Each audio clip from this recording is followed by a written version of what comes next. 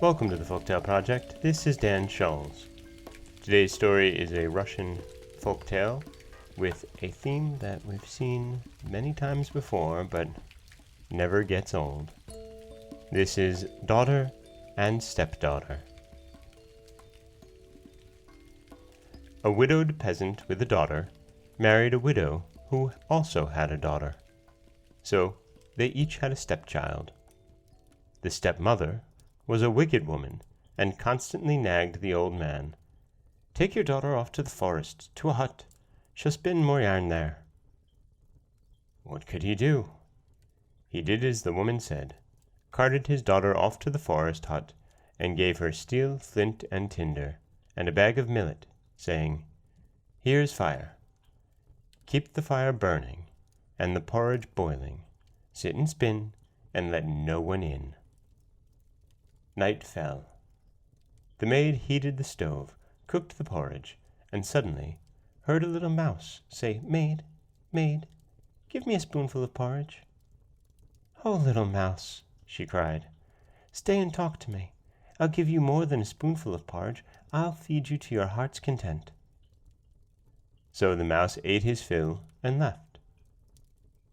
In the night, a bear broke in, calling, "Come on, girl. Put out the light, and let's play blind man's buff." The mouse came scampering up to the maid's shoulder and whispered in her ear, "Don't be afraid.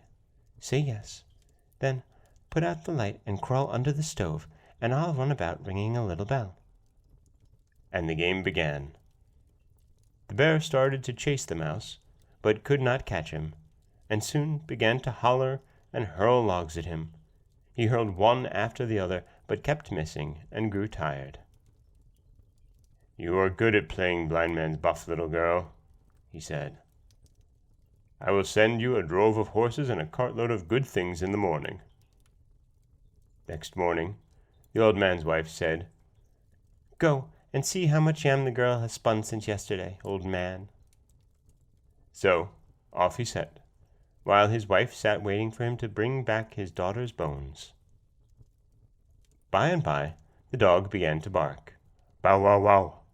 The old man is coming with his daughter driving a drove of horses and bringing a cartload of good things."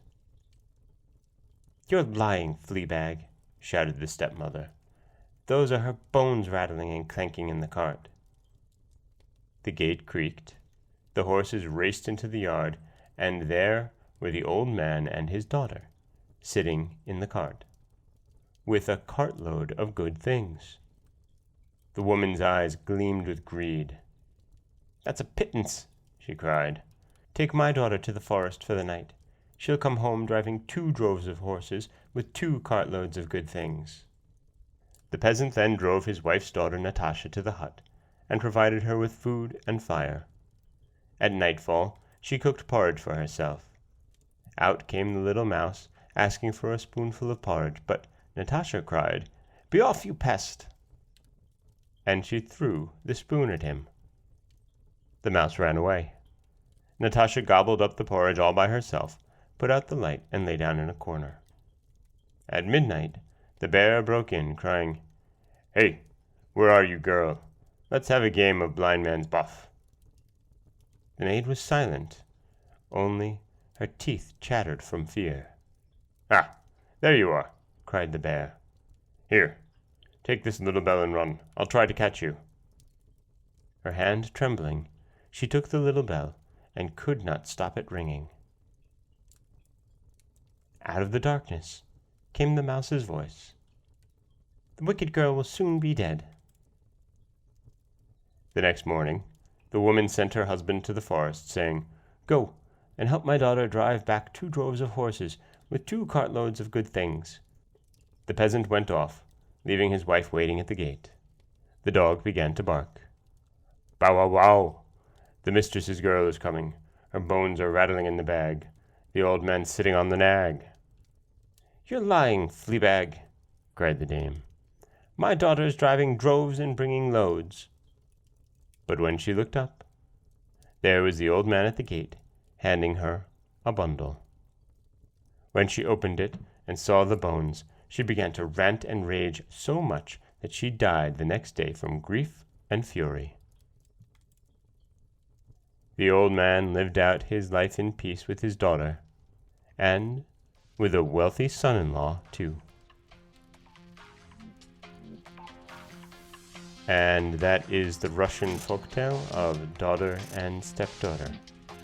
And we again see the theme of the good child and the bad, and the trial out in the forest.